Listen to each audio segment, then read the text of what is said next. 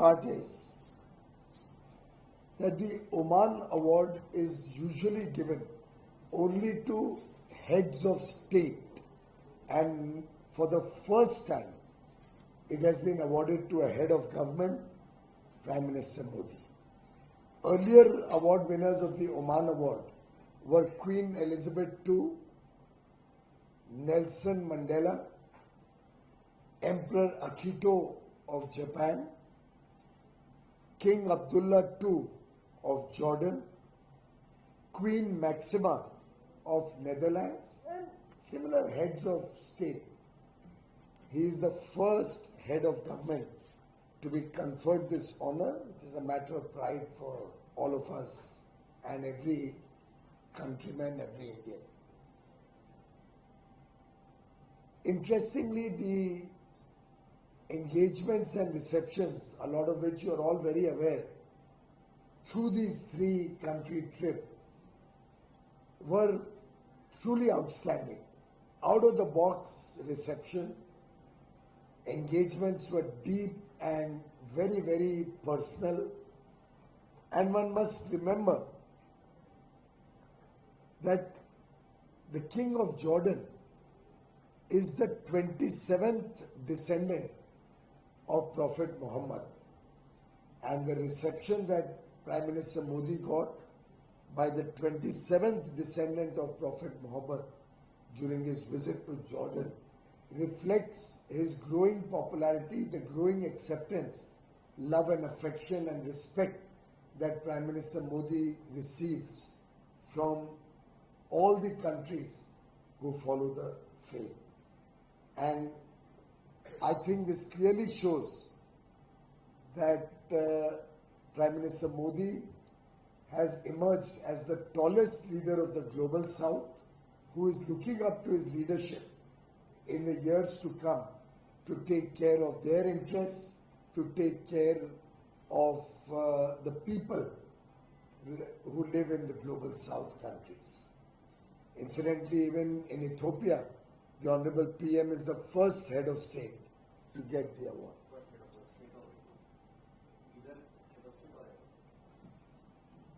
Friends, the Prime Minister very rightly said the India-Oman Comprehensive Economic Partnership Agreement will energize our ties in the 21st century. And as he rightly mentioned, they have only one other bilateral FTA. They are a member of GCC and have FTAs with some countries through the GCC. They did an FTA with USA 20 years ago in 2006. And after 20 years, they chose only India as the second and only country with which they have done an FTA.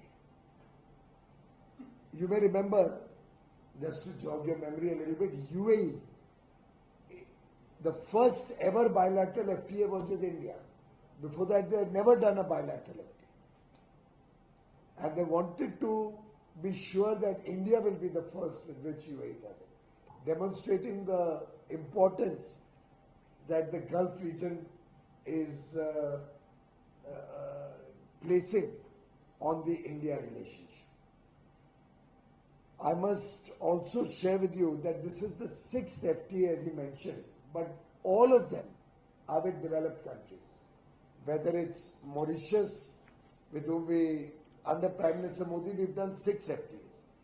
22nd February 21 with Mauritius, 18th February 22 with UAE, 2nd April 22 with Australia, the first phase, 10th March 24 with the 4-nation EFTA, 24th July 2025 with the UK, only a few months ago, and 18 December 2025 with Oman. Clearly demonstrating that India's thinking, his mind approach is totally transformed. Now we don't do FTAs with other developing nations. Our focus is on the developed world with whom we don't compete. We complement and therefore open up huge opportunities for our industry, for our manufactured goods, for our services. Look at Oman. Their service imports is 1 lakh crore. Our exports currently in services only 5,000 crores. And we are a services driven economy. Our services exports are growing about 6-7% every year. So you can imagine what huge scope we are opening up in Oman for our services exports. Similarly, it is important to note that marble blocks were banned for being exported from Oman. We are the first country for whom they have opened up marble blocks, which will now be available in India from Oman, help the processing and marble industry, and instead of importing finished marble, we will now be able to provide jobs to our brothers and sisters and have India produced final marble tiles and marble flooring. This is the first time that they have opened up marble blocks. And the good part, it will replace our imports from Turkey. And we'll get good quality blocks from Oman. And they are better priced also. And in the competition, we'll get even better pricing. He has already highlighted to you how we'll get good opportunity in labor-intensive sectors that Mr. Bhadu just explained. Secretary explained how our workmen, and we already have 7 lakh Indians who are working in Oman. These 7 lakh Indians annually send 18,000 crores of remittances. So you can imagine how many families in India are benefiting from the large Indian diaspora in Oman. And yesterday's program was really a delight to participate in. You must have seen it on TV. And we celebrated 50 years of the first school for Indian children that was set up 50 years ago, was celebrated yesterday with 800, 900 children, their parents, teachers. And I tell you, the hall where the program was ground level plus 3 balconies. The top balcony we couldn't even see. All packed. Another auditorium nearby, also packed, where they could only see on the screen. Like in Bharat Mandapam, when we have programs of Prime Minister Modi, all the auditoriums and other halls also get packed. The same thing we saw in Oman yesterday. So friends, what I'm only trying to add to whatever factoids have already been given, and we'll share this presentation, you will have enough and more to cover over the next few days, I believe. But I really think this, without doubt, opens up huge opportunities for our brothers and sisters. They want to collaborate with us in space. They want to collaborate with us for their food security. They have already provided very intense investment opportunities for Indians with liberal rules and fast-track mechanism. Also for our pharma sector, which has huge potential. Automatic approval if they have recognized plants or recognized products from many countries, they will fast-track our approvals in Oman. The mobility that has been offered is unparalleled. Instead of 20% in quota for intercorporate transfers, they've increased it to 50%. Longer duration of stay from 90 days up to 2 years for intercorporate transferees. They have also given us an assurance that wherever Indians are investing in Oman, and that can become a gateway to all of Asia, all of the GCC, all of Africa, parts of Central Europe, for all of them, they will allow, other than Oman residents, the policy for Oman employees, 100% Indian employees. So a little bit of employees who will be Omanis by law, the rest can all be Indian. So we won't have to have diverse nationalities or take people from other nations. So our investment will provide jobs to our people. That's something, it's again for the first time they have done, and this will be a permanent facility. Even if they change their laws over there, this will remain entrenched in the FTA. So providing huge opportunities for employment both in India and in Oman. It's a binding commitment. They have mentioned about halal. For many years, 3-4 years, we have been trying to get the Gulf countries who are the largest users of halal, other than some other Islamic countries, to accept formal halal certified products rather than the current informal processes. We are going to focus on all the countries.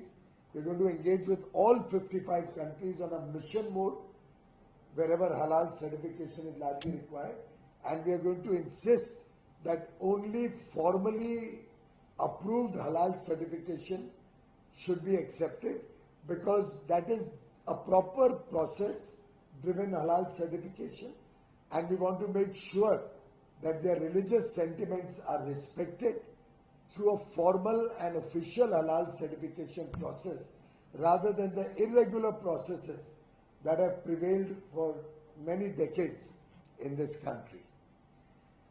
So all in all, a very, very powerful, very attractive FTA. Our organic exports will also get a boost because for the first time our NPOP regime has been accepted in an FTA. Our EIC certified products will now be accepted straight away in Oman, will not require further testing. Any EIC, Export Inspection Council inspected product, will automatically be accepted in the Oman market.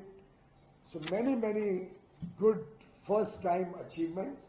Once again, congratulations to all of you, and I'm sure this will give a big boost to exports, goods, services, Ayush products, traditional medicines, promoting wellness, health and medical tourism.